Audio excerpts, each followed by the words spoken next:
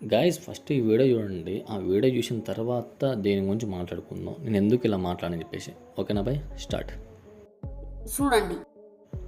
First full video అయితే చూడండి. చూసిన తర్వాత దేని గురించి మాట్లాడదాం. నేను చెప్పింది రైటా రాంగ్ అనేది మీరే చెప్పండి. ఓకేనా భయ్యా? ఓకే భయ్యా, ఇప్పటివరకు ఇన్స్టాగ్రామ్లో రోతరీలు చూసాం భయ్యా. ఇప్పుడు యూట్యూబ్ కూడా తయారైంది భయ్యా. సిగ్గు శరం మానవ అభిమానం వదిలేసి 4 గోళ్ల మధ్య జరిగే విషయాన్ని నలుగురికి తెలిసేలా చేస్తున్నాం భయ్యా.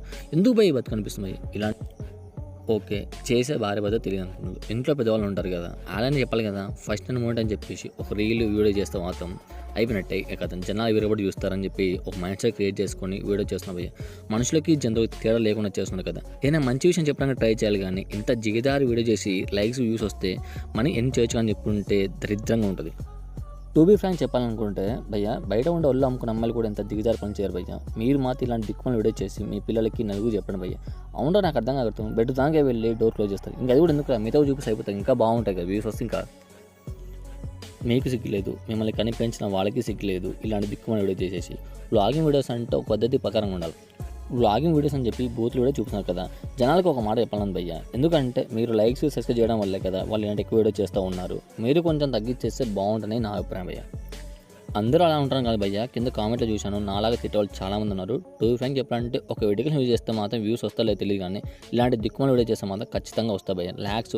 మీరు అంటారేమో సినిమాలు చేపిస్తున్నారు కదా అని, బట్ అది చెప్తున్నా భయ్య, అది ఒక ఎంటర్టైన్మెంట్గా చూస్తారు ఉంటారు. వాళ్ళు వృత్తిపరంగా ఆ విధంగా చేస్తే కానీ ఇలాంటి పనికి వీడియోస్ మాత్రం ఎవరు చేయరు భయ్య.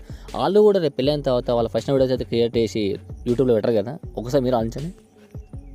ఓహో, అంటే పిల్లలకి చెప్పాలంట ఫస్ట్ నైట్ ఎలా వేసుకోవాలి, ఏ విధంగా వేయాలని చెప్పేసి ఇలాంటి చూపిస్తే బాగుపడుతున్నాడు జనాలు వచ్చేసి. అంతేనా భయ్య?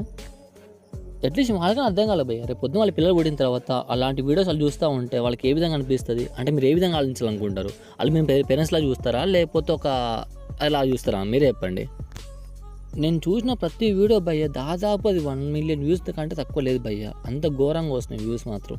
ఎందుకంటే జనాలకి ఒక క్యూరియాసిటీ ఉంటుంది, ఏం జరుగుతుంది చెప్పేసి. అఫ్కోర్స్ ఎవరికైనా అలానే ఉంటుంది. అందుకే దాన్ని క్రియేట్ చేసుకుని వీళ్ళు ఇలాంటి వీడియోస్ అయితే చేస్తూ ఉన్నారు అన్నమాట.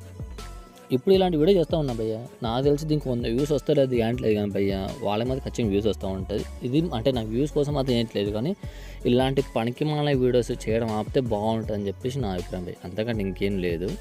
జనాలకు కొంచెం మంచి నేర్పించాను భయ్య, చెడు నేర్పించకండి. మంచి చెప్పకుండా పర్లేదు, కానీ దరిద్రం మాత్రం ఉపయోగండి. నేనైతే కోరుకుంటున్నది. అంటే పెళ్ళి అనగానే అదే గుర్తుకోసం భయ్య, దాన్ని అట్లా తయారు చేస్తున్నాం. అంటే ఇంకా చాలా ఉన్నాయి కదా మన సాంప్రదాయాలు, ఆచారాలు చాలా ఉన్నాయి కదా. అవి చూపిస్తే వ్యూస్ రావా? చూస్తారు కదా. మీరు సెలబ్రేట్ అయిన తర్వాత ఆటోమేటిక్ జనాలు చూస్తారు కదా భయ్య.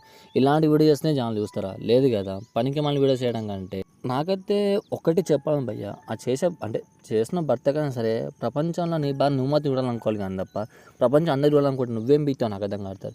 తప్పు అనుకోండి భయ్య. నాకైతే అలాంటి బూత్లో వస్తున్నామంటే ఇలాంటి కంటెంట్ చూస్తుంటే ఎక్కువ మాట్లాడితే ఎక్కువ బూత్లో వస్తే దయచేసి ఇలాంటి ఎంకరేజ్ అయిపోతే బాగుంటుంది అని చెప్పేసి నేను అనుకున్నాను భయ్య. Thanks for watching. జై హింద్.